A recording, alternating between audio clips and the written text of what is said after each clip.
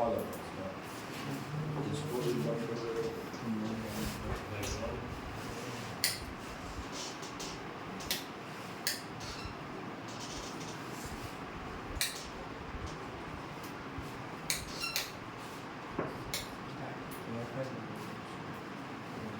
इसका कहाँ से चलो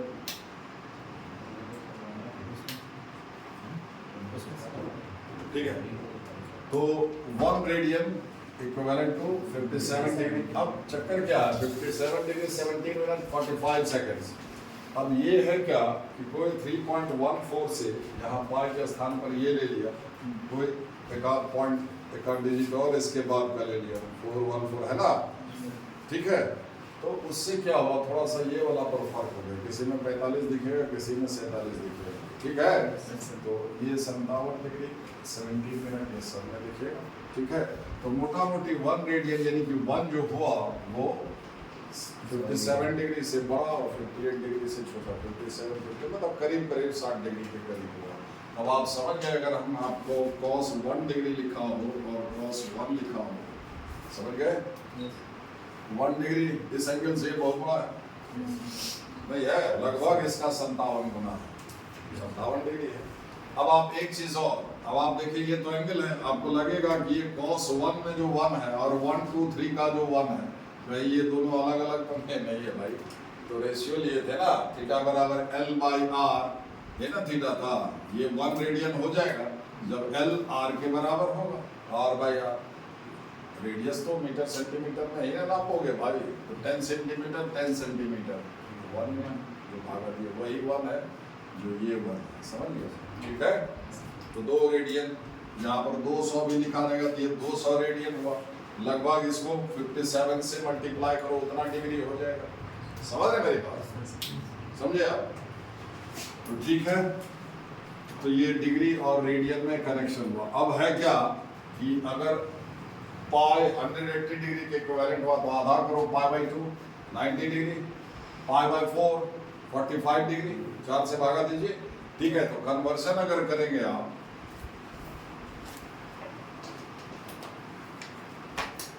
डिग्री टू रेडियन,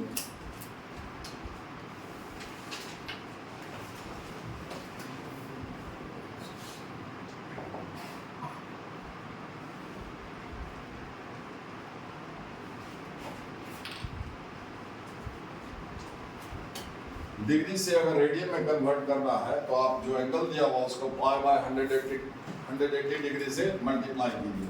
जैसे अगर 30 डिग्री दिया हुआ है, ठीक है, इसको रेडियन में ये क्या होगा, तो 30 डिग्री को मल्टीप्लाई करेंगे पाई/180 डिग्री से, कितना होगा 6 बार में ये पाई/6, ठीक है। और रेडियन से अगर डिग्री में जाना है तो जस्ट उल्टा करेंगे,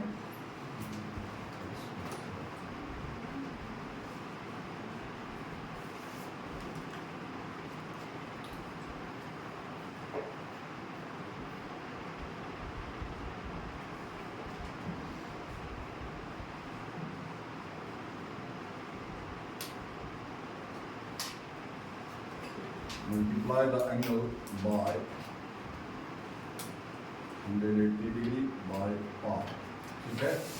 जैसे पाई/12 रेडियन, ये इतना रेडियन एंगल है, ठीक है, ये डिग्री में कितना होगा, तो पाई/12 into 180 degree by pi, pi cancel out होगा, 15 गुना 12 180, ठीक है।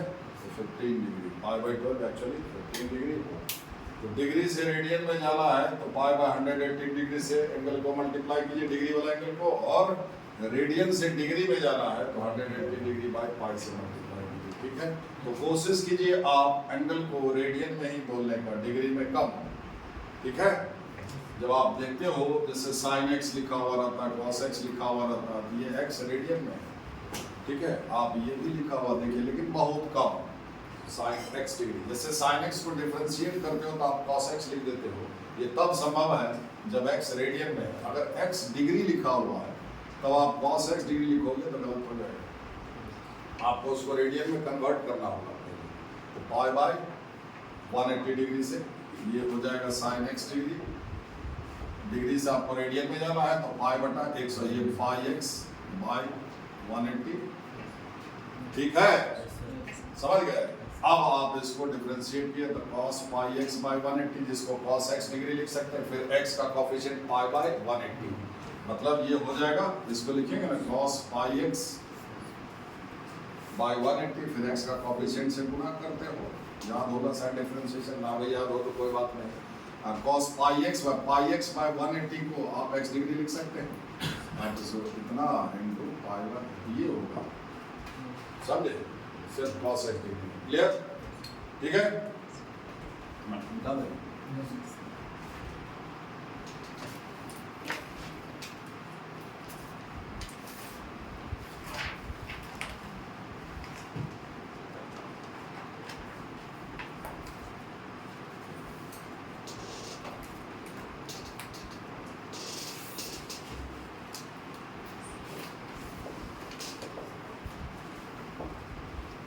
Angle in standard position, angle का डेफिनेशन क्या था, जब किसी पॉइंट के अबाउट किसी लाइन को आप रोटेट करते हैं तो रोटेशन से एंगल बनता है, जिस पॉइंट के अबाउट रोटेट किए उसी पॉइंट पर एंगल बनता है, और वो पॉइंट उस एंगल का क्या कहलाता है, वर्टेक्स। जैसे ये है ना, ये था ना, ये पॉइंट और ये लाइन, इसको रोटेट करके आप यहाँ पहुँचा दिए, ठीक है, ऐसे घुमा करके ये पॉजिटिव एंगल बना, क्योंकि एंटी क्लॉकवाइज डायरेक्शन में रोटेट किए, ठीक है, तो ये एंगल का, इस एंगल का ये वर्टेक्स हुआ, ये इनिशियल साइड, ये टर्मिनल साइड। मान लो तो P जो हो गया एंगल थीटा का वर्टेक्स हुआ, तो ये AP या PA जो है ये इनिशियल साइड हुआ, और PB ये आपका टर्मिनल साइड हुआ। अभी स्टैंडर्डाइजेशन का क्या मतलब हुआ, अभी क्या डेफिनेशन है कि किसी पॉइंट के बाद जब किसी लाइन को रोटेट करते हैं तो रोटेशन से आपको एंगल मिलेगा। आपको पॉजिटिव एंगल चाहिए तो कहा कि आप एंटी क्लॉकवाइज डायरेक्शन घूमिए, अगर नेगेटिव एंगल चाहिए या आप नेगेटिव उल्टा मतलब क्लॉकवाइज डायरेक्शन में मूव करके एंगल बनाते हैं तो वो एंगल सारा नेगेटिव होगा, क्लियर। तो पॉजिटिव नेगेटिव दोनों तरह का, लेकिन है क्या कि आपको पर्पस कैसे सॉल्व होगा, आपको जो जरूरत है तो कितना, यहाँ तो कोई सीमा नहीं घुमाने का, रोटेट करने से एंगल बनेगा, तो मेन है कि आपको इस पर कुछ लगाम तो होना चाहिए ना, कि ताकि आप इस, अभी तो ये बेलगाम है ना भाई, पॉइंट के बाद इस लाइन को घुमा दे, कितना घुमाए कि मेरा काम हो जाए, ठीक है, किधर घुमाए कि मेरा काम हो जाए, नहीं समझे। जैसे कोई घोड़ा है, ला करके थोड़ी सवारी कर सकते हो उसको, यू हैव टू स्टैंडर्डाइज, आप उसको स्टैंडर्डाइज कीजिए, मतलब उसमें लगाम लगाइए ताकि आपके कंट्रोल में होगा, उस पर जीन कसिए ताकि आप बैठ सके, नहीं तो कहीं पटक देगा, रुकेगा ही नहीं, चलेगा तो, नहीं समझे। तो वही चीज़ है, उसको आप स्टैंडर्डाइज किए तब आपके कब्जे में हुआ, जब लगाम छोड़िएगा तो चलेगा, खींचिएगा तो रुक जाएगा, उसी तरह से स्टैंडर्डाइज करना है इसको, मतलब इस पर कुछ लगाम लगाना, ठीक है। अभी ये बेलगाम है, ठीक है, तो उसके लिए क्या किया गया, रेफरेंस के लिए कोऑर्डिनेट एक्सिस लिया गया,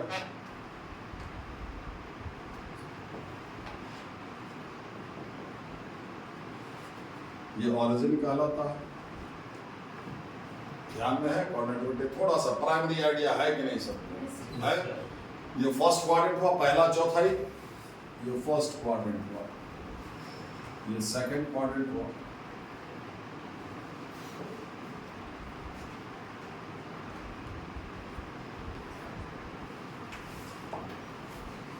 ठीक है।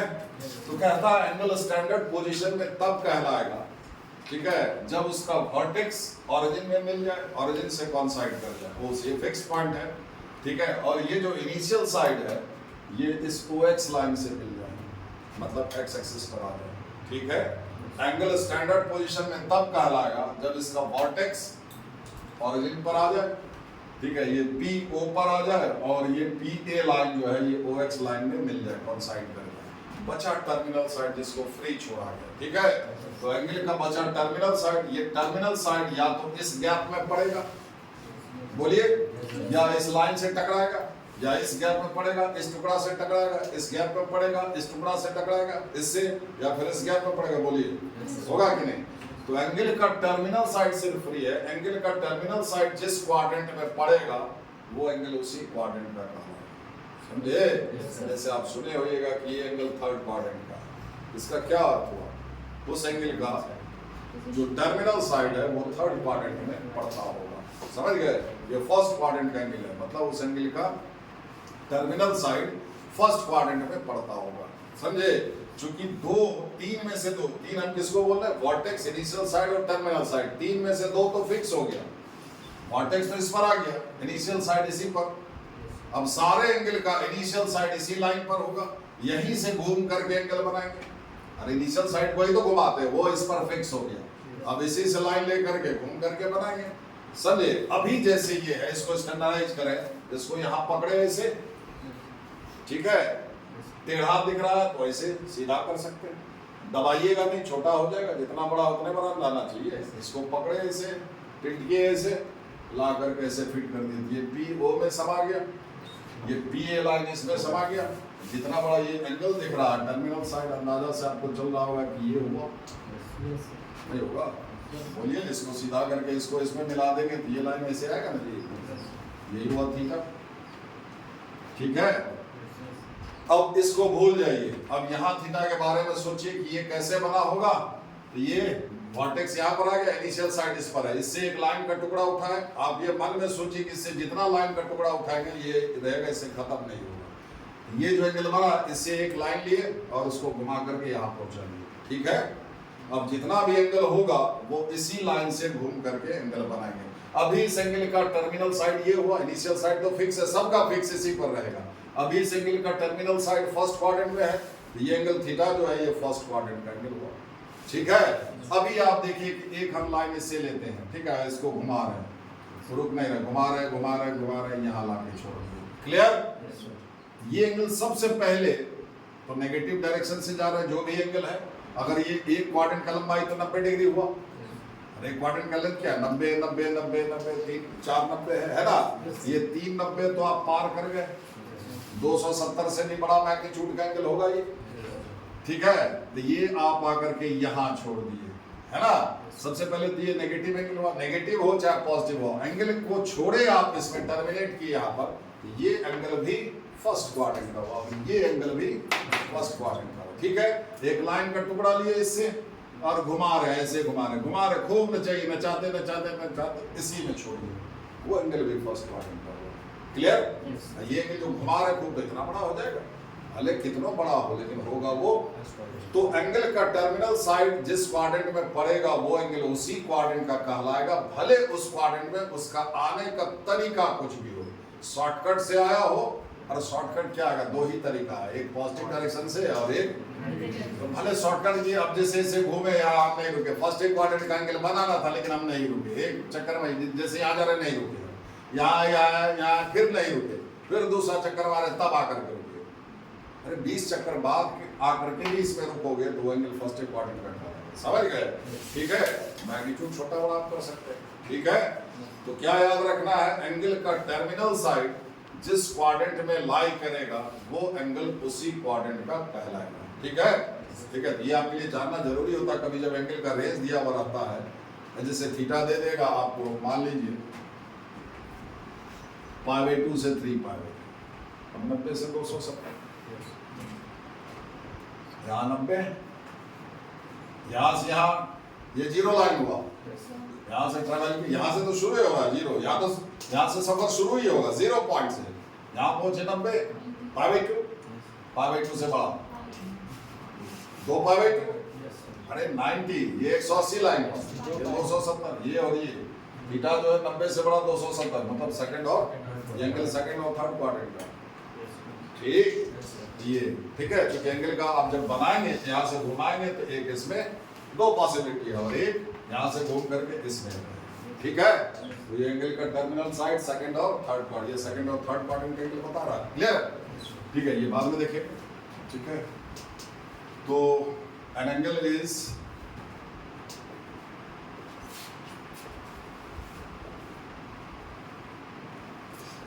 said to be in a standard position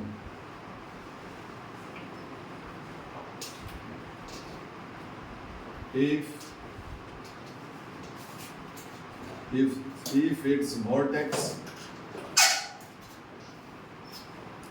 coincides with the origin and initial site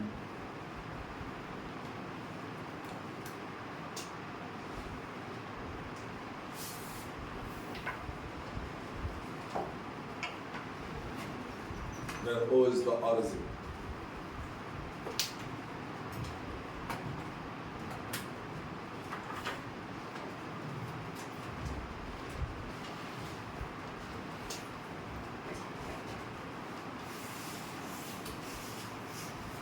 अब जब भी एंगल बनाया जाएगा इसी लाइन से घूम करके बनाया जाएगा ओ एक्स लाइन से, एंगल का वर्टेक्स ऑरिजिन पर रहेगा।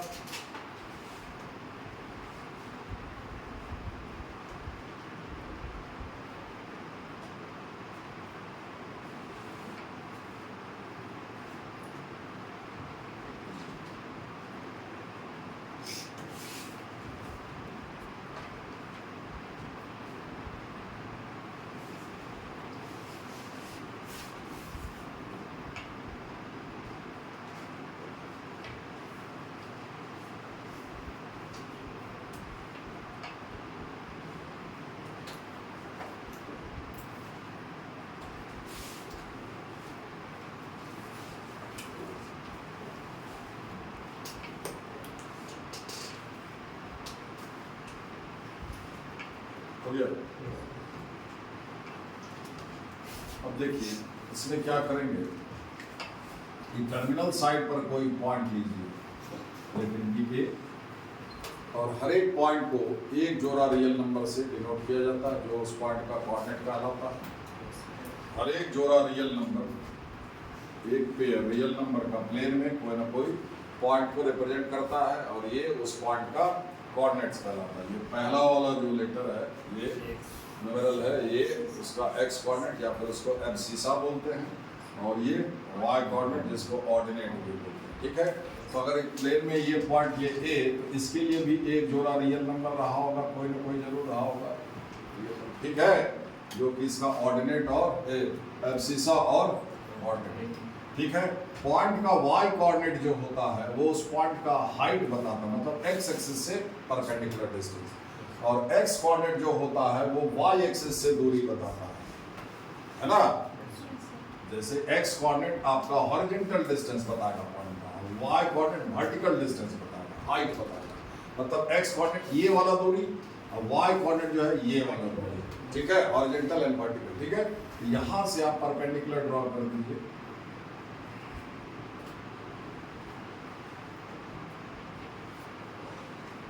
ये लंबाई y हो जाएगा। ठीक है, और ये हॉरिजॉन्टल डिस्टेंस यहाँ से इस पर आप परपेंडिकुलर ड्रॉ करेंगे तो ये दूरी x हो जाएगा, हॉरिजॉन्टल है ना। y एक्सिस से पॉइंट का डिस्टेंस, इनफैक्ट परपेंडिकुलर डिस्टेंस उसका x कोऑर्डिनेट के बराबर, और x एक्सिस से परपेंडिकुलर डिस्टेंस उसका, ये अगर x हुआ तो ये लाइन पैरेलल है, ये भी x हो जाएगा। ठीक है, उसको मिटा कर हम यहाँ लिखेंगे x। समझ गए? तो कोऑर्डिनेट ज्योमेट्री में क्या होता है, पॉइंट को एग्जैक्टली लोकेट कर लिया जाता है कि कहाँ पर वो पॉइंट है ना। एक्चुअली आप क्या देखते थे कि पहले, जैसे आप लोग नहीं पढ़े हुए, हम लोग को पढ़ाया गया था कि पॉइंट का परिभाषा जिसमें लंबाई चौड़ाई मोटाई ना हो। अब आज के समय में इसका लंबाई चौड़ाई और इसका डायमेंशन तो नाप ही सकते हैं, आज के समय में नहीं है। अब कोई पॉइंट ये बनाया, कोई थोड़ा और डार्क कर दिया, अंतर तो है सीधा। ये परिभाषा जो हम लोग सीखे वो ऑब्सोलीट हुआ आज के समय में। ठीक है, तो कोऑर्डिनेट ज्योमेट्री तो वही है। ज्योमेट्री में जब ये it was Rene Descartes who first introduced coordinate geometry. वो कहा कि अगर आप ज्योमेट्री, जो प्लेन ज्योमेट्री वो अलजेब्रा के मदद से अगर आप पढ़े तो ज्योमेट्री आसान हो जाता है, दैट इज कोऑर्डिनेट ज्योमेट्री। समझ गए? तो वो क्या किए, परिभाषा वो रेफरेंस के लिए एक्स और वाई एक्सिस लिए, बोला कि हर एक पॉइंट को बताया कि एक जोड़ा रियल नंबर से रिप्रेजेंट करो। ठीक है, तो वो एक्चुअली उसका पोजीशन बता देता। अभी एक्स वाई है तो क्या हुआ, मतलब एक पॉइंट वो फिक्स किए, ये पॉइंट फिक्स कर दिए कि सारा मेजरमेंट दूरी का इसी पॉइंट से करेंगे। तो एक्स वाई है, यहां से एक्स यूनिट चलिए जहां पहुंचे, ठीक है, और वहां से सीधा वाई यूनिट चलिए जहां पहुंचिएगा वो पॉइंट मिल जाएगा। लंबाई चौड़ाई मोटाई का जरूरत है। जैसे 2 3 है तो ऑरिजिन से 2 यूनिट आप दाहिने चलिए, -2 3 है, इधर जितना जाएंगे वो प्लस में, इधर जाएंगे माइनस में, ऊपर प्लस नीचे माइनस, ये तय किया -2 3, मतलब इसी पॉइंट से चलना है। 2 यूनिट आप माइनस है, 2 यूनिट दूर इधर चलिए, फिर वहां से +3 है, 3 यूनिट ऊपर चलिए, जहां पर पहुंचिएगा वो ये मिल जाएगा। इसमें पॉइंट को एग्जैक्टली लोकेट कर लेते हैं, समझे? लंबाई चौड़ाई मोटाई का इसमें कोई गुंजाइश नहीं है, ना ही कोई कंफ्यूजन का गुंजाइश है, वो परिभाषा ही नहीं वैसा दिया गया। Clear?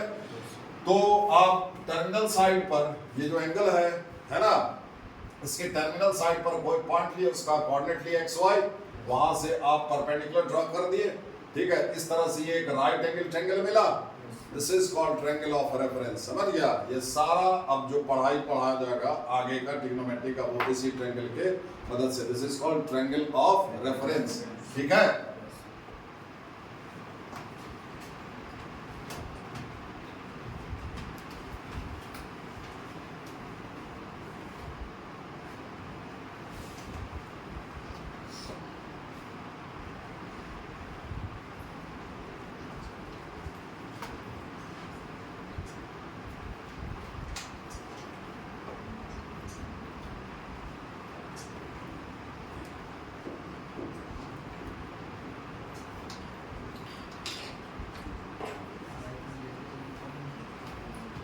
Perpendicular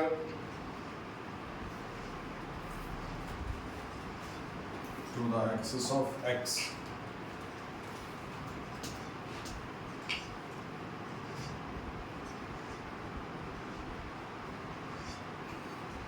the right angle triangle OAB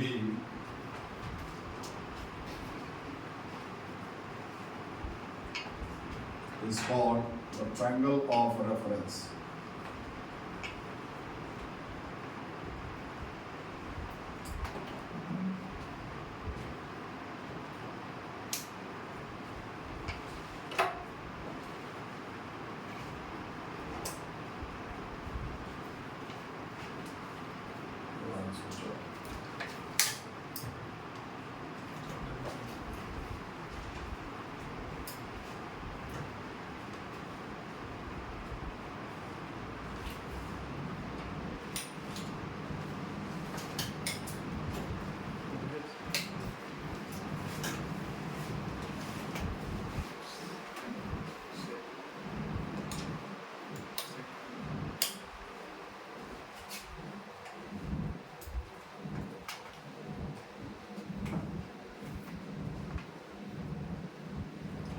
ठीक है।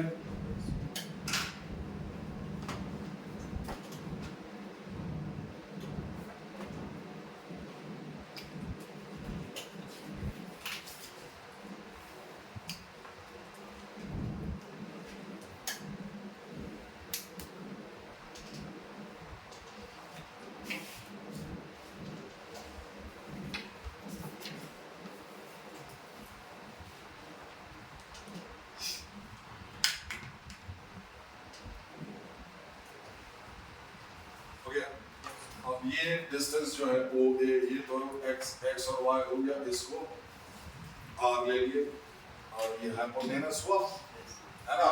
पाइथागोरस थ्योरम से क्या होगा, r equal to root under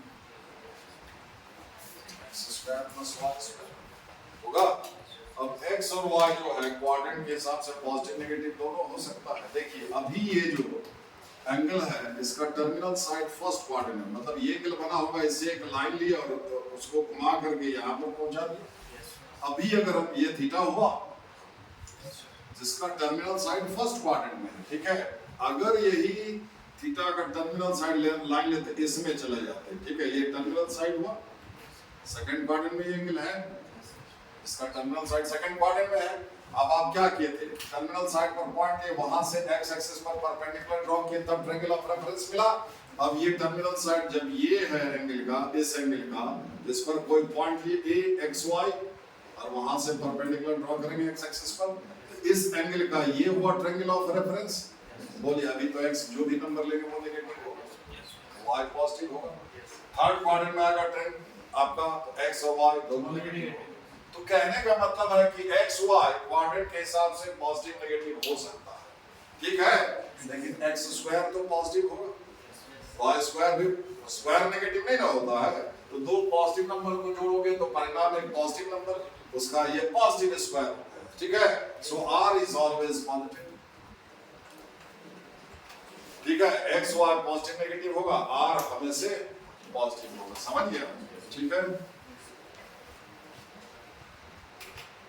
समझे कि नहीं। अब आपके पास टोटल 3 नंबर है एक्स वाई और आर। इस 3 नंबर के मदद से, है ना, एक्स वाई और आर के मदद से आप 6 रेशियो डिफाइन कर सकते हैं। उसी 6 रेशियो को ट्रिग्नोमेट्रिक रेशियोज बोलते हैं, समझ गया है। एक्स वाई और आर इस 3 नंबर के मदद से आप 6 रेशियो डिफाइन कर सकते हैं। वो डिफाइंड है, उसी 6 रेशियो को ट्रिग्नोमेट्रिक रेशियोज बोलते हैं। जो ट्रिग्नोमेट्रिक रेशियोज चैप्टर है आपका, ठीक है, ट्रिग्नोमेट्रिक रेशियोज एंड आइडेंटिटीज में यही है, ठीक है। With the help of x, y and r we have 6 ratios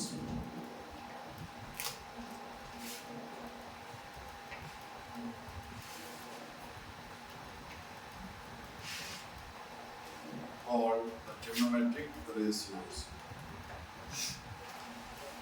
ठीक है।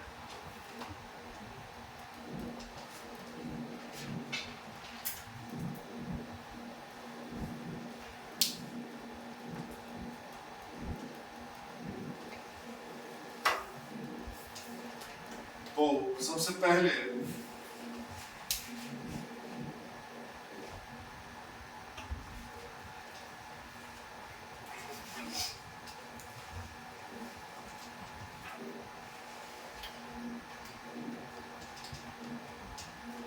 ये y by r,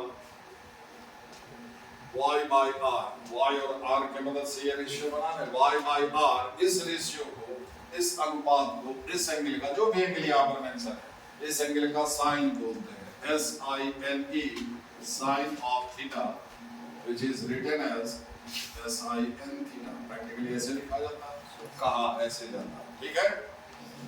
और ये दूसरा रेशियो x by r, इस रेशियो को मतलब एक्चुअली बेस, एंगल का base, base by hypotenuse, this ratio is called cosine of this angle, इसको कहते हैं। ये डिफाइंड है, जो अपने मन से नहीं लिख रहे, ठीक है, जो परिभाषित, ठीक है, इसको लिखने से cos थीटा, ठीक है। फिर y by x, that is perpendicular by base, ठीक है, इस रेशियो को, इस एंगल का टेंजेंट बोलते हैं, which is written as, आप यहाँ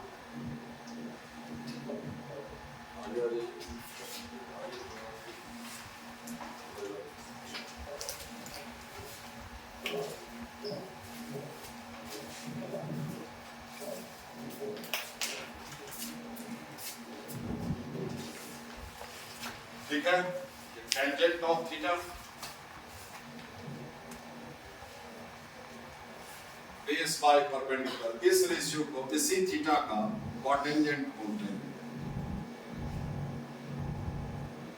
which is written as cot of theta, ठीक है।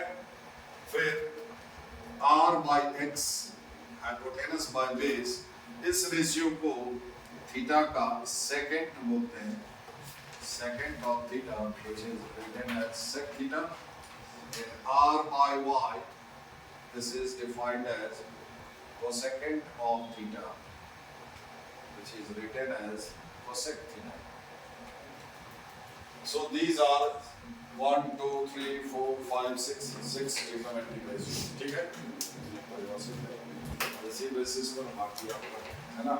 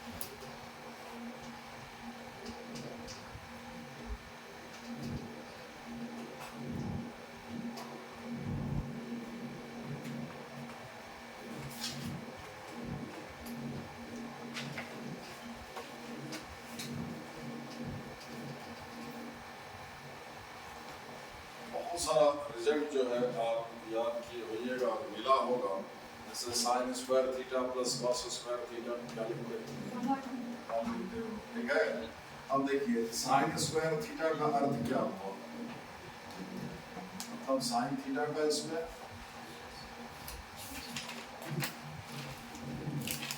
ठीक है, ये तो हुआ। अब साइन थीटा क्या होगा, वाई बाई आर, बोलिए sine theta y by r, y square by r square, square है ना, cos theta x by are, ठीक है, y square plus x square by r square, y square plus x square क्या होगा, r square होगा ना जी, are square by, ठीक है। सो 1 प्लस tan स्क्वायर थीटा क्या याद, 1 प्लस tan स्क्वायर थीटा क्या याद, sec square theta, 1 plus tan square theta, tan square theta मतलब tan थीटा का स्क्वायर, और tan थीटा क्या हो जाएगा y बाई एक्स, तो y बाई एक्स का स्क्वायर यानी कि y square by x square, ये क्या हो गया x square plus y square by x square, x square plus y square क्या होगा r square by x square, that is r by x का स्क्वायर, आर बाई एक्स क्या है तो sec theta sec square theta.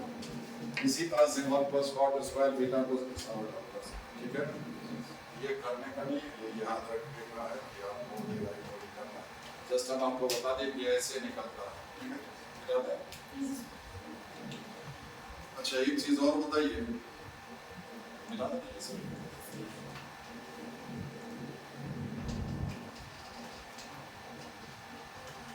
जैसे आप बनाते होइएगा सवाल सब, जैसे आपको आया होगा कि कभी कैलकुलेशन में साइन अल्फा बराबर साइन बीटा, अगले स्टेप में आप लिख देते हो अल्फा बराबर बीटा, लिखते हो, अरे लिखता है हम भी लिखते हैं, नहीं लिखते हैं क्या, अरे log a बराबर log b हुआ तो a बराबर भी नहीं होगा, अरे दूसरा भी हो सकता है, यहाँ पर अल्फा और बीटा का बराबर होना जरूरी, लेकिन हो भी सकता है ना, साइन अल्फा बराबर साइन बीटा कभी नहीं कैलकुलेट किए हो, तो अल्फा बराबर बीटा नहीं कभी लिखे क्या, नहीं लिखे है, लिखे हो कि नहीं, तो उसमें हुआ क्या होगा, क्या आपको लगता है कि ये साइन साइन कट गया क्या, तो हुआ कैसे,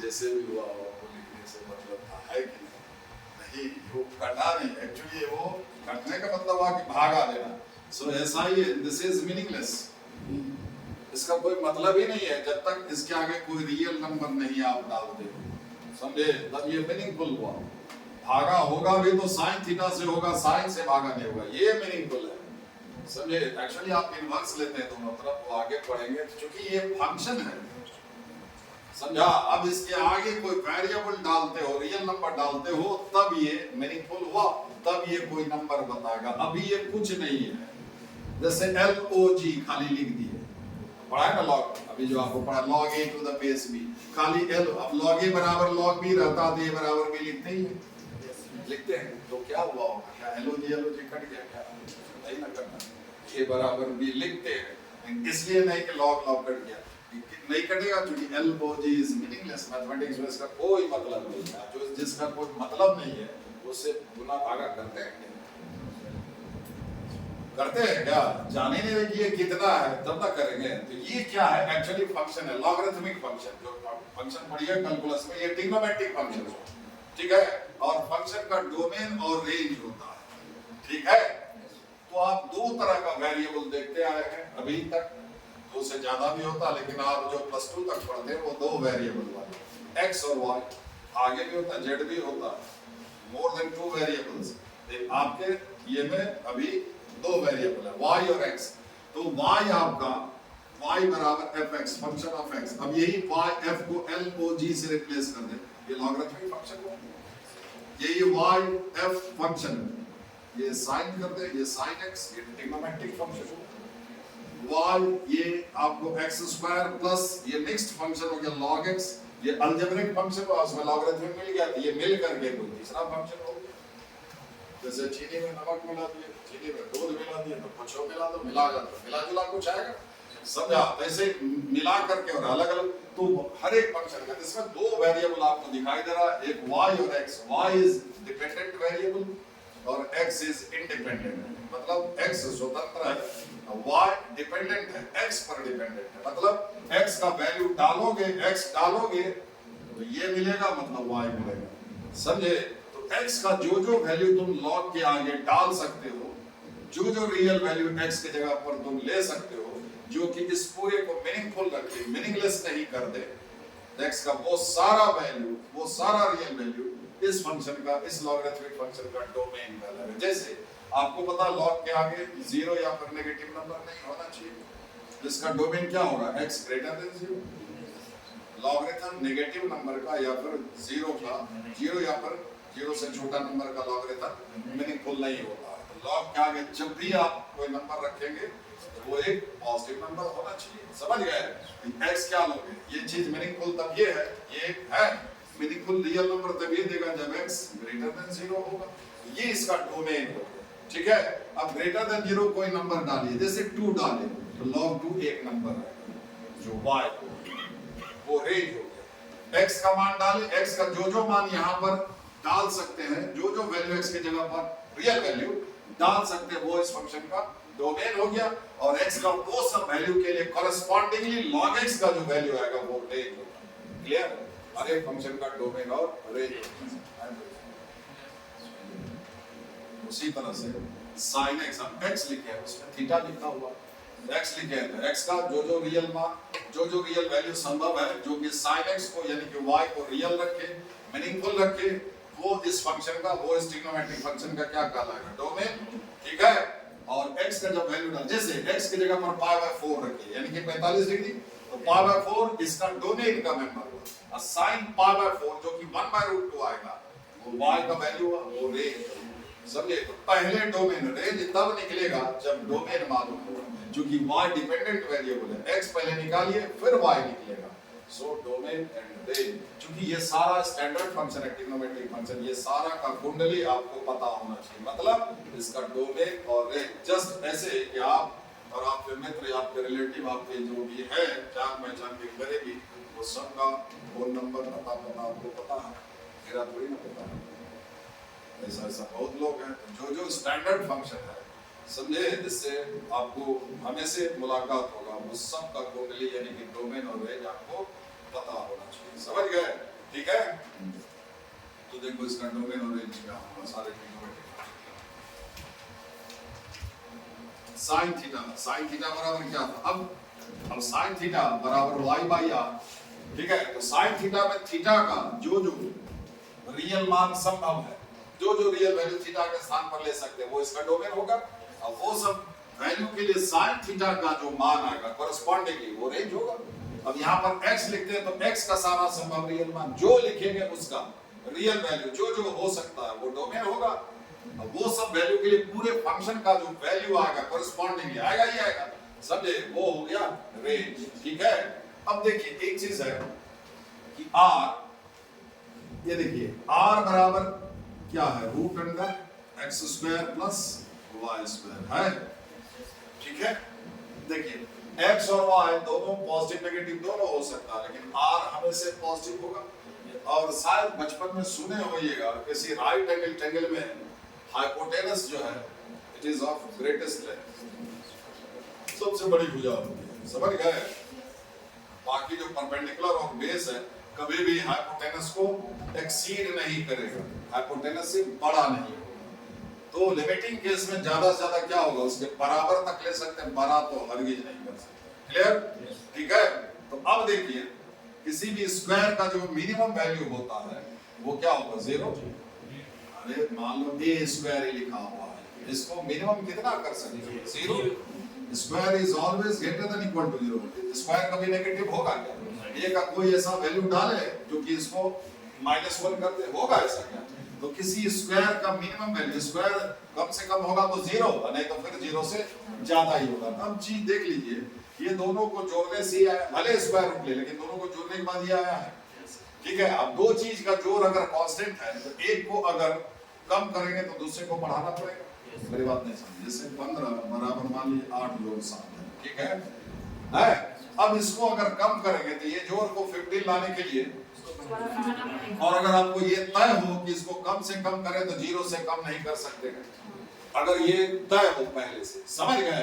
तो अगर इसको 0 कर देंगे मतलब इसको मिनिमम कर देंगे, ध्यान, this is the maximum value of this place, बोलिए, ठीक है?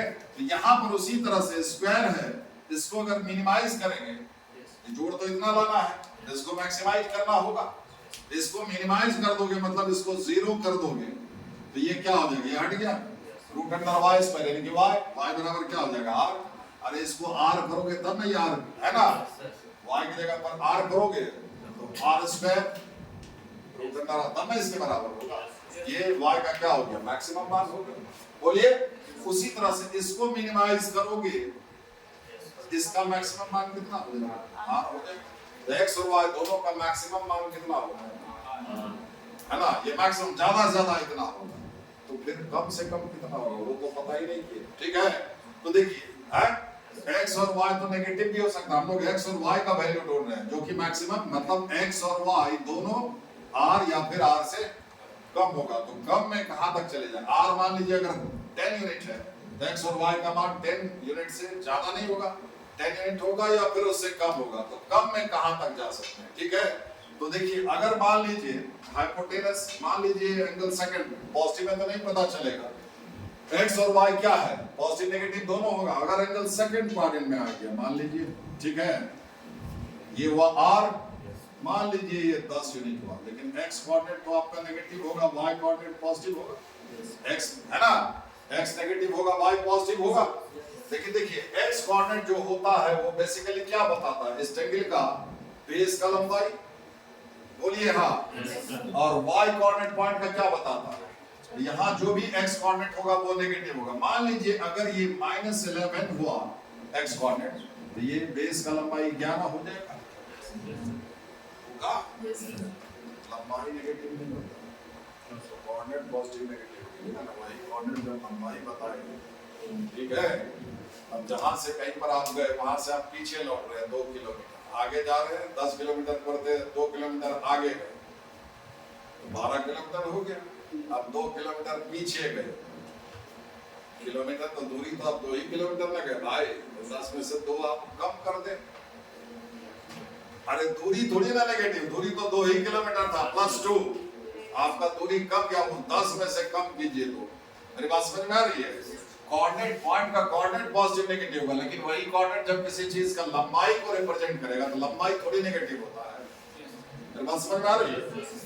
तो अगर इस पॉइंट का x कोऑर्डिनेट -11 है, अगर है तो ये बेस का लंबाई इसका क्या हो जाएगा 11, तो हाइपोटेनस से ज्यादा हो जाएगा, ये गड़बड़ हो जाएगा। अगर ये -7 है तो ये हो जाएगा 7, जो ठीक है,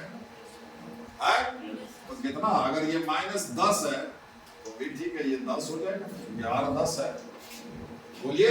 अब ये -10.5 हो गया तो ये 10.5 हो जाएगा, गलत है।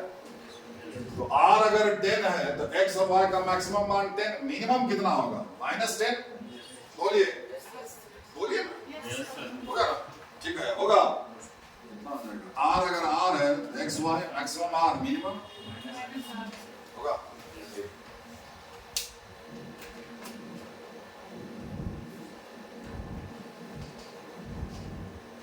तो देखिए अब डोमेन और रेंज निकाले, सबसे पहले साइन थीटा का डोमेन निकाले, तो देखिए आप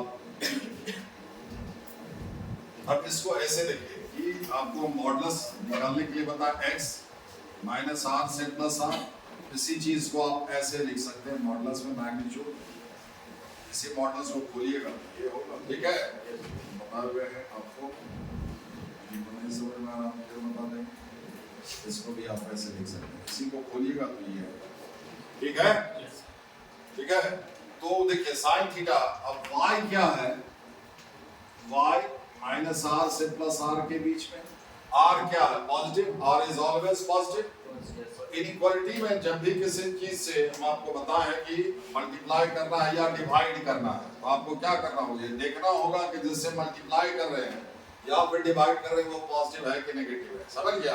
अगर पॉजिटिव है आफ्टर मल्टीप्लाइंग या फिर आफ्टर डिवाइडिंग इनइक्वालिटी का साइन जैसा पहले था, डिवाइड करने से पहले जैसा था वैसा ही रहने दीजिएगा, ठीक है। और जिससे मल्टीप्लाई या डिवाइड कर रहे हैं वो अगर नेगेटिव है, आफ्टर मल्टीप्लाइंग या आफ्टर डिवाइडिंग आप इनइक्वालिटी का साइन पलट देंगे। Here r is positive, r तो पॉजिटिव है, r से डिवाइड कर दीजिए पूरे, कितना हो जाएगा -1 y by r +1 होगा। इक्वलिटी का साइन जैसा अभी है वैसा ही रहेगा, ठीक है। y by r की जगह पर क्या लिखिएगा, sin थीटा लिखेंगे।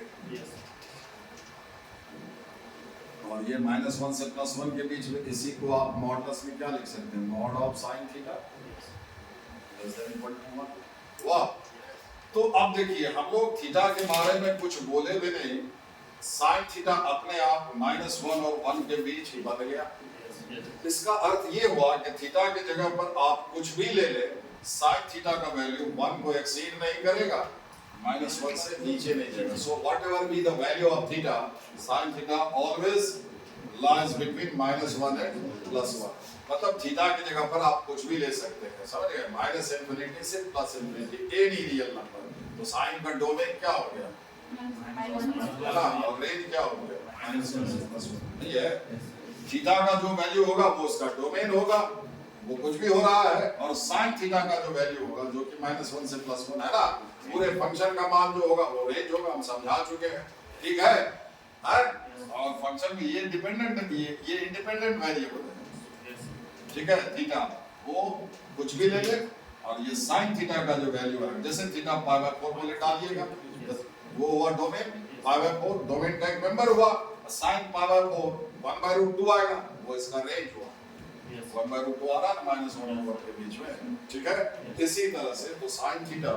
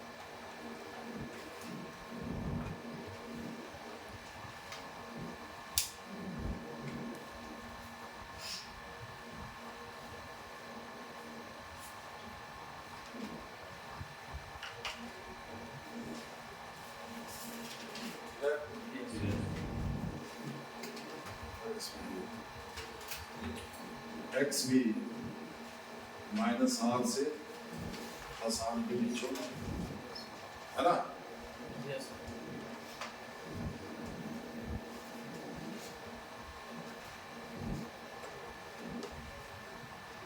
cos theta x by r होता है, x का वैल्यू भी -r से +r के बीच होगा, r से डिवाइड कर दीजिए,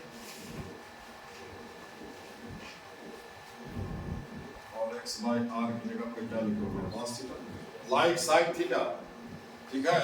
cos थीटा का वैल्यू भी, थीटा के बारे में कुछ चर्चा भी नहीं की, ये अपने आप -1 और 1 के बीच बन गया। इसका वही अर्थ है कि थीटा आप जो ले ले, cos थीटा का मान 1 से ऊपर नहीं जाएगा और -1 से नीचे भी नहीं जाएगा, समझे। इसका भी डोमेन हो गया sin के जैसा, एनी रियल नंबर, और रेंज हो गया वही, दोनों का डोमेन और रेंज, ठीक है, ठीक है। लेकिन नेचर बिल्कुल अलग है, आगे देखिएगा, ये एक इंक्रीजिंग फंक्शन है और ये डिक्रीजिंग है, ठीक है।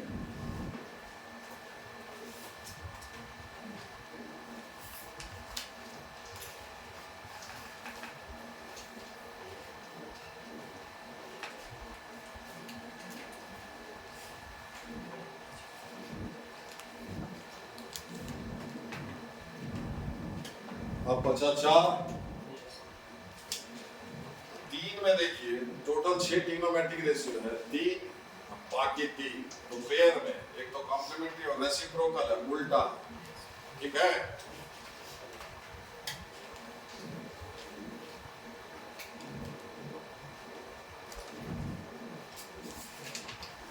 देखिए tan थीटा बराबर क्या था, y बाई एक्स, ठीक है।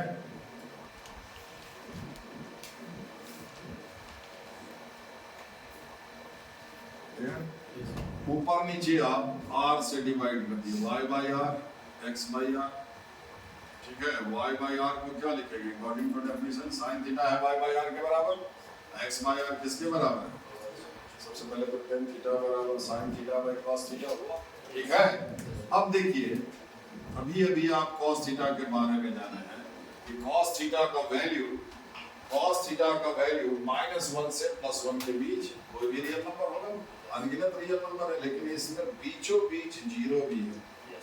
cos थीटा -1 से लेकर के +1, थीटा बदलते जाइए, cos थीटा का मान -1 से +1 बदलते जाएगा, इसी वैल्यू में जीरो भी तो है, बोलिए। अरे cos थीटा -1 से +1 ट्रेवल करेगा तो जीरो से भी तो टकराएगा, तो ऐसा एंगल होगा जिसका cos लेने पर जीरो आएगा। जिस एंगल का cos जीरो आएगा, जैसे 90, cos 90 जीरो होगा, तो थीटा की जगह पर 90 रखिए, tan 90 sin 90 by cos 90, cos 90 तो जीरो, sin 90 1। जिस एंगल का cos जीरो हो जाएगा उस एंगल का tan मीनिंगलेस हो जाएगा, क्योंकि मैथमेटिक्स में जीरो से डिवीजन अलाउड नहीं है, समझे। जिसके डोमेन में वो सारा एंगल छट जाएगा, नहीं, इसके डोमेन से, tan के डोमेन से, यानी कि थीटा का वैल्यू में से वो सारा वैल्यू छट जाएगा, है ना, जिस एंगल का cos जीरो वैल्यू देता, समझे। और वो सारा एंगल है odd multiple of pi by 2, odd multiple of pi by 2, समझे। पाई बाई 2 हम क्या बोले, पाई बाई 2, उससे पीछे भी पहले कुछ बोले, ऑड मल्टीपल मतलब ऑड इंटीजर, पाई बाई 2 के पीछे ऑड इंटीजर से गुना करोगे तो वही हुआ odd multiple of pi by 2। जैसे 1 माइनस 1 ऑड इंटीजर है, 3 माइनस 3 ऑड इंटीजर है, यानी कि plus minus 1 pi by 2 plus minus 3 pi by 2 plus minus 5 pi by 2। So in general 2n plus 1, even के लिए 2n यूज करते हैं,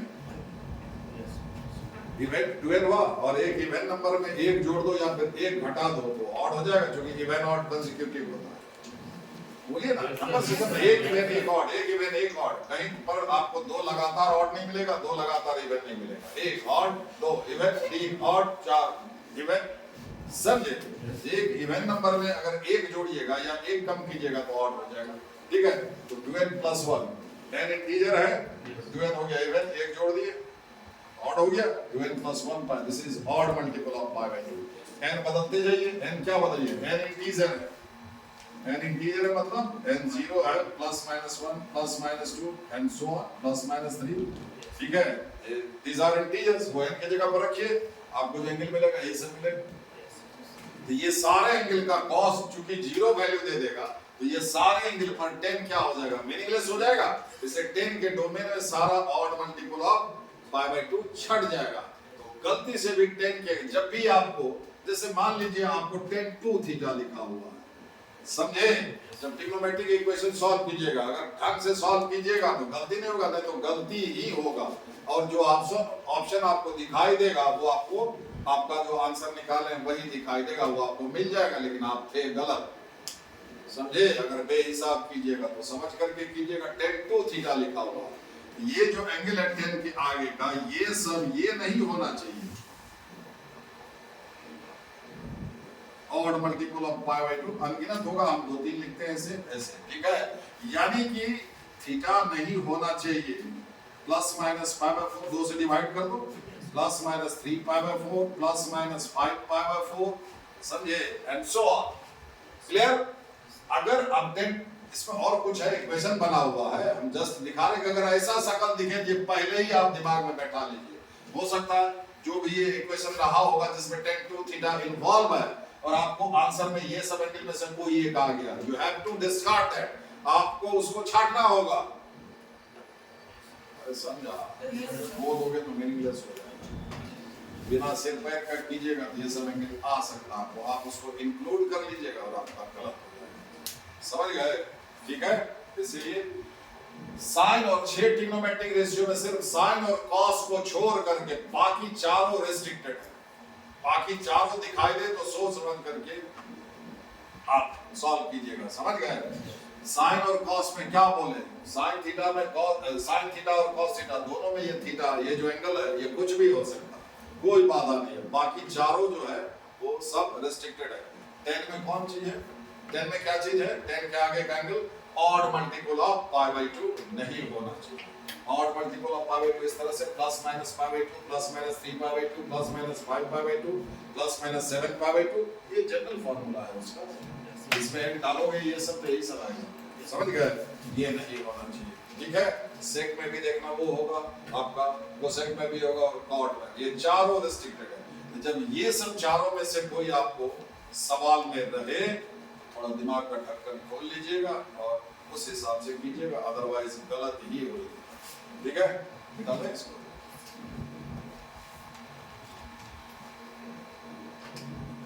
cos theta should not be 0, ठीक है? मतलब theta is not equal to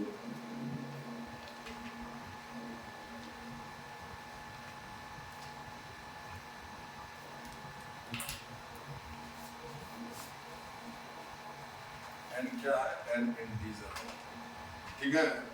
So for n theta, theta belongs to any real number r, r में से कौन छट जाएगा, 2n plus 1 y/2, n क्या है, इंटीजर है, ठीक है? tan थीटा का जो ये theta is a member of r, सारा रियल नंबर है, ये हुआ माइनस इनफिनिटी से प्लस इनफिनिटी, उसमें से ये खाली निकल जाएगा, ठीक है?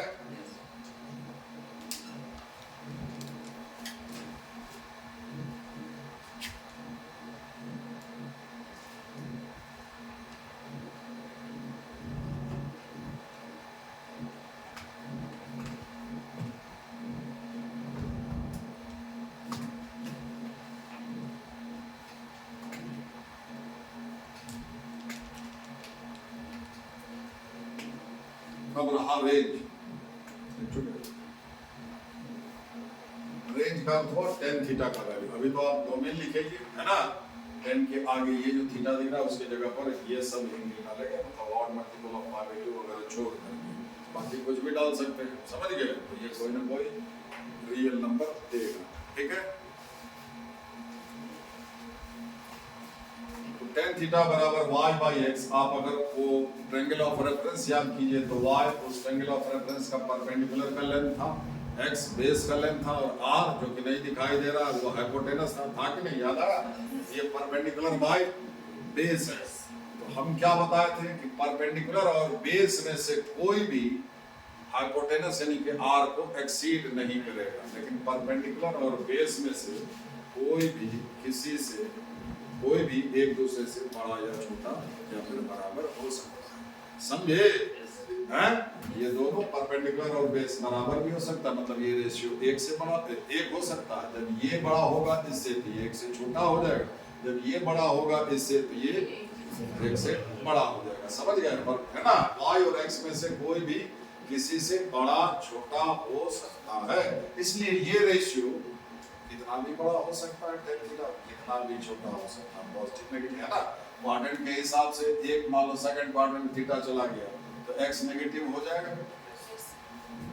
y पॉजिटिव रहेगा, ये रेशियो नेगेटिव हो जाएगा। नेगेटिव में भी मैग्नीट्यूड में बहुत बड़ा, ऊपर वाला बड़ा हो गया मैग्नीट्यूड में, भले ये नेगेटिव हो ये छोटा है, ये 100 हो गया लंबाई में 100 सेंटीमीटर, ये हो गया माइनस ये 2 सेंटीमीटर, यहाँ माइनस लगेगा तो ओवरऑल क्या हो गया -50, बताइए? और उससे नीचे भी जा सकता है, समझ रहे मेरी बात? देखिए आप ट्रायंगल ऑफ रेफरेंस में जब हम बनाए, यहाँ हम ये कह रहे हैं y ये x था, y/x, अभी देख रहे हैं ये y इतना बड़ा x इतना बड़ा, हम क्या कहते हैं ट्रायंगल का साइड यही रहेगा, ऐसा थोड़ी है इतना बड़ा ट्रायंगल है, ये कौन कहता? अगर हम आधार का लंबाई बढ़ा देंगे यहाँ कर देंगे ये भी बढ़ेगा नहीं है, तो कभी ये बढ़ जाएगा। अब एंगल जैसे ही आप इसको मूव करते हैं इधर, जैसे इसी को आप इधर मूव कीजिए, ये हाइपोटेनस से इधर मूव कीजिए, यहाँ आ गया तो देखिए आपका परपेंडिकुलर बढ़ गया और बेस घट गया। डाउनवर्ड कीजिएगा, इसको नीचे ले जाइए, यहाँ आ गया तो देखिए बेस बढ़ गया, ठीक है? बेस बढ़ गया, परपेंडिकुलर घट गया, बोलिए हाँ, ठीक है? समझ रहे हैं? हम ये कह रहे हैं कि परपेंडिकुलर और बेस में से कोई भी किसी से मैग्नीट्यूड में बड़ा छोटा हो सकता है, बराबर भी हो सकता है। ऐसा एंगल होगा कि ये लंबाई और ये लंबाई बराबर हो जाए, और ये होगा, इतना तो समझ सकते हैं, ठीक है? मतलब ये रेशियो एक हो सकता है, एक से बड़ा हो सकता है, एक से छोटा होगा। एक से बड़ा में कितना बड़ा ले लो, ये भी नहीं, इतना भी बड़ा हो सकता है, यानी कि टेंडिंग टू प्लस इन्फिनिटी, और एक से छोटा में माइनस इन्फिनिटी। समझ गए? तो tan थीटा का रेट क्या हो जाएगा?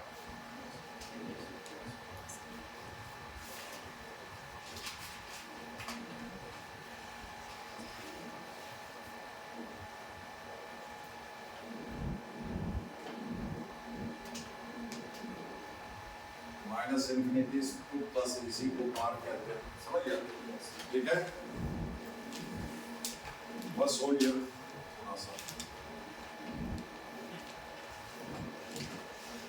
डॉक्टर की तारीफ करते हुए कि बड़ा स्टेमिना है, आपको बता देगा एक्स बाय वाई।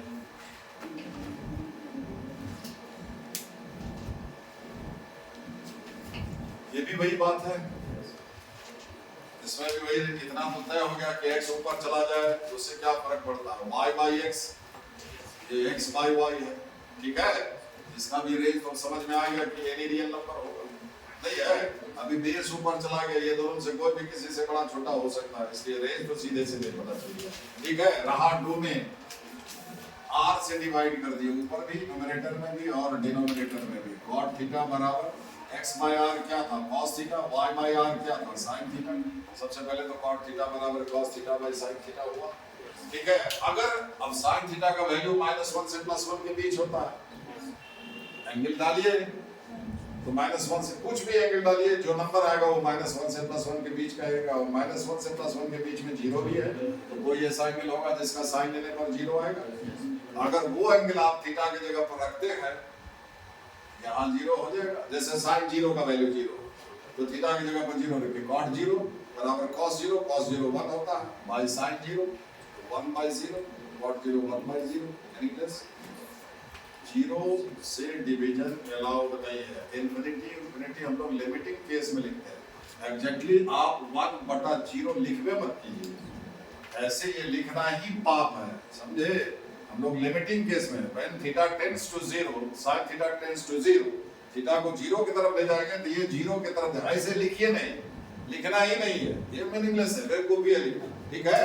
बस मन में कि अगर ये 0 को टेंड करेगा तो ये, मतलब 0 को टेंड करना मतलब ये बहुत छोटा हो जाएगा, तो जब नीचे बहुत छोटा हो जाए तो रेशियो बहुत बड़ा हो जाएगा, तो टेंडिंग टू इन्फिनिटी। तब लिमिटिंग केस में infinity is not a number, it is just a symbol, किसी का वैल्यू नहीं हो सकता, किसी भी चीज का वैल्यू इन्फिनिटी या माइनस इन्फिनिटी नहीं, लेकिन इन्फिनिटी मींस भगवान, जिसके पास कोई नहीं जाना चाहता, समझे? इसलिए वो नहीं लिखना है।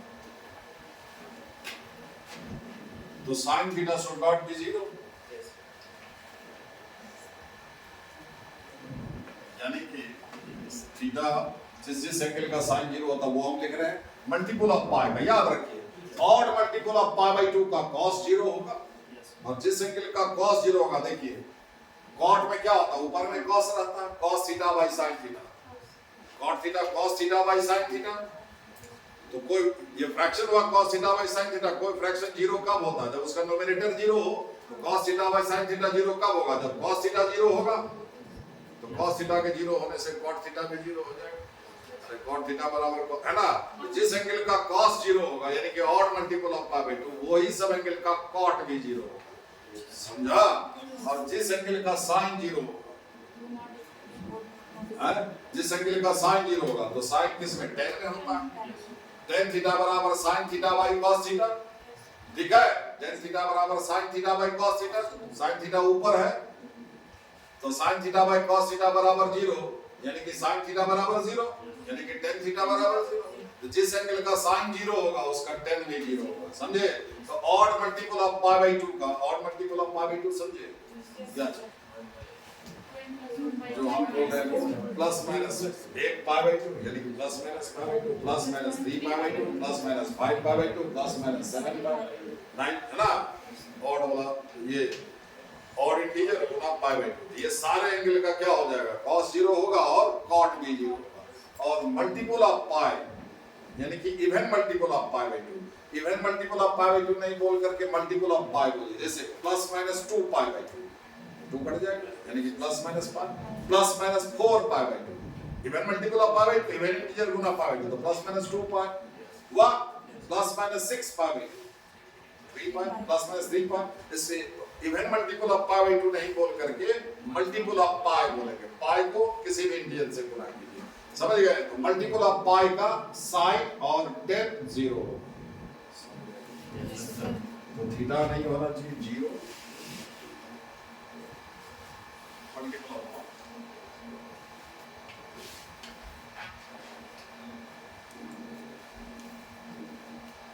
theta is not equal to n pi, where n is integer, ठीक है?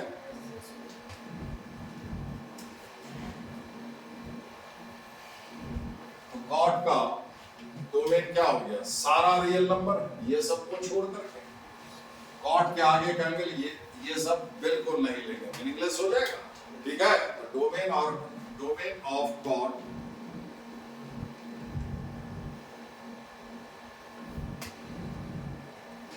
सारा रियल नंबर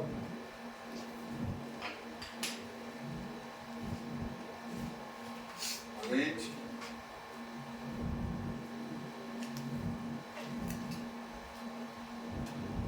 is R, उसको और बच गया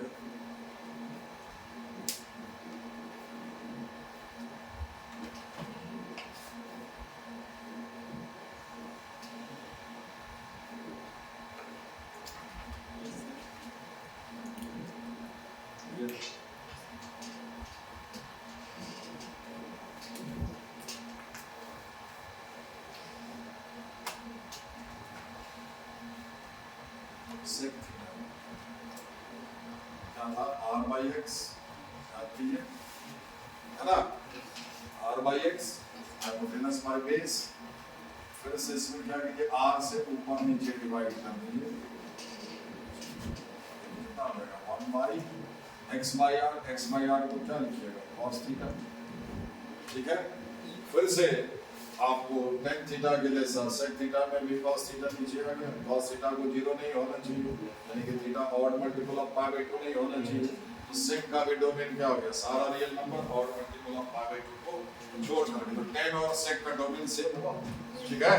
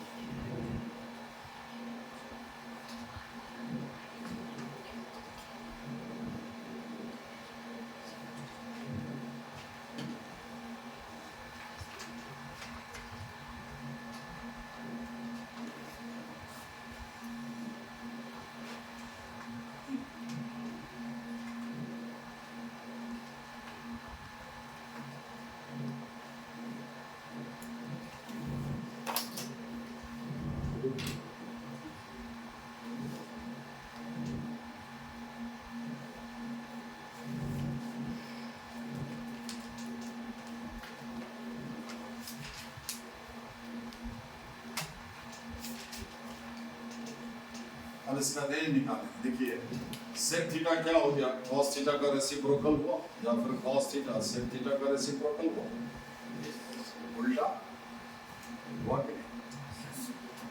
ठीक है, just sec theta cos theta का उल्टा होता है, ठीक है?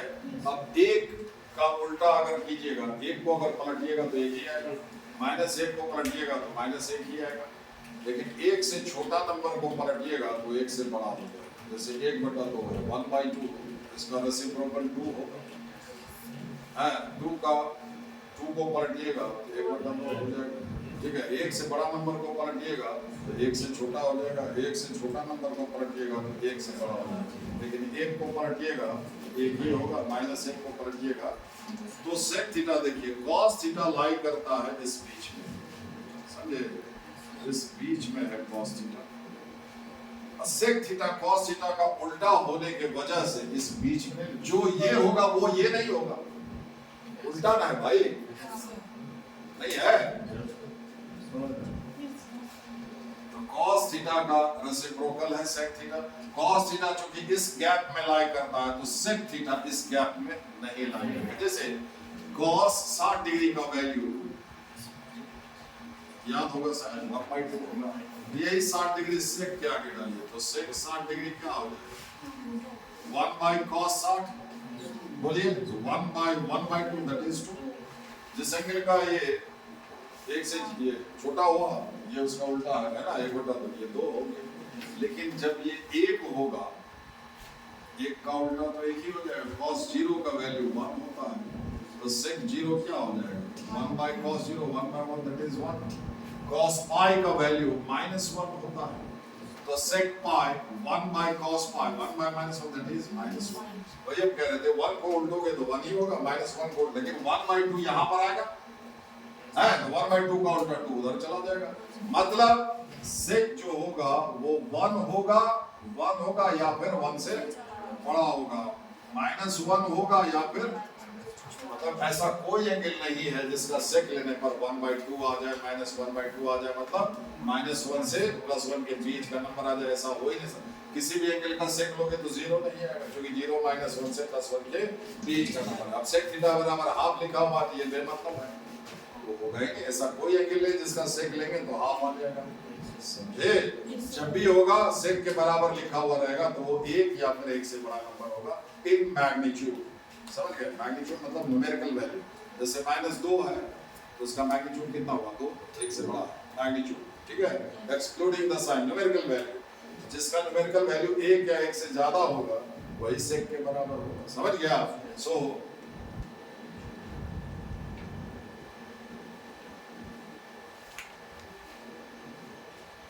इसी को लिखते हैं ऐसे मॉड ऑफ sec थीटा, इसका मैग्नीट्यूड ग्रेटर है, ये रेंज हुआ इसका, है ना? तो रेंज ऑफ sec थीटा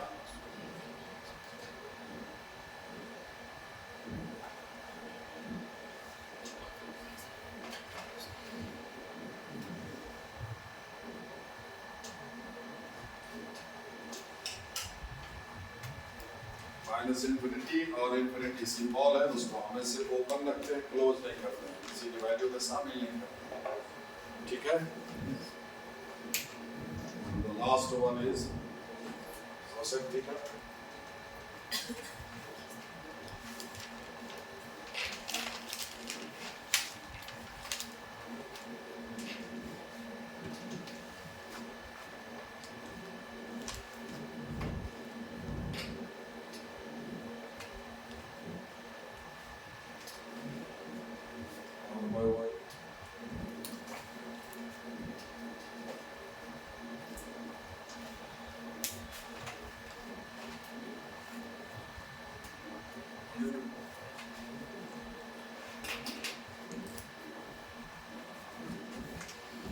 इसमें भी आप r से न्यूमरेटर और डिनोमिनेटर को डिवाइड कीजिए। cosec theta r/r y/r 1/y/r y/r क्या हो जाएगा sin थीटा। जाहिर है sin थीटा को 0 नहीं होना चाहिए, यानी कि थीटा को नहीं होना चाहिए मल्टीपल ऑफ पाई, ठीक है? बोलिए बता दो चुके है ना, सॉरी ठीक है? तो cosec का भी डोमेन वही होगा जो cot का डोमेन है। cot में भी नीचे sin आता है, cot का डोमेन r-n⁴ तो cosec का भी डोमेन r-n⁴।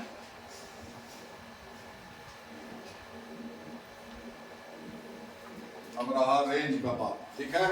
sin थीटा का ये रेसिप्रोकल है जस्ट sec थीटा के जैसा, -1 और +1 के बीच में कौन आएगा sin थीटा, तो cosec थीटा क्या आएगा 1 आएगा या फिर 1 से बड़ा -1 होगा या फिर जस्ट वही लॉजिक जो उसने समझाया। क्लियर?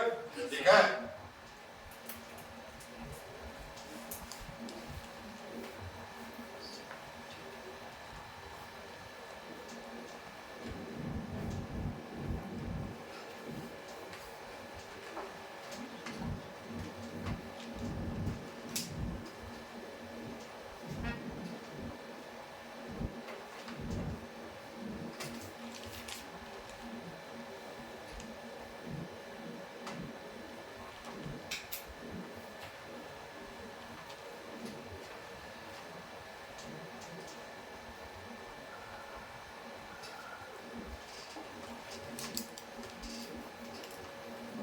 आप एक डोमेन में नट सेल में एक जगह ये कर लो, डन हो जाए।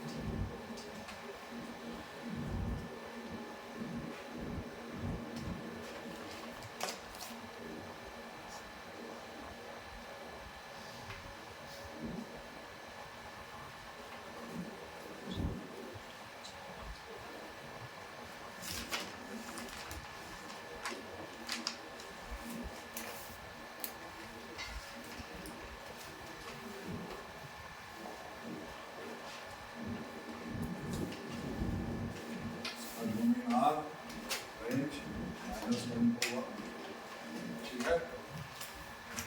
Cosine R real number minus infinity से प्लस, ठीक है। R माइनस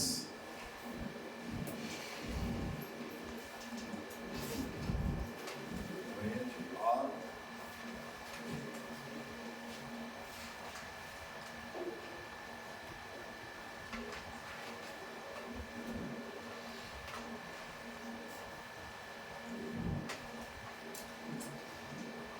एक जैसा डोमेन वाला एक के ऊपर नीचे लिखना है।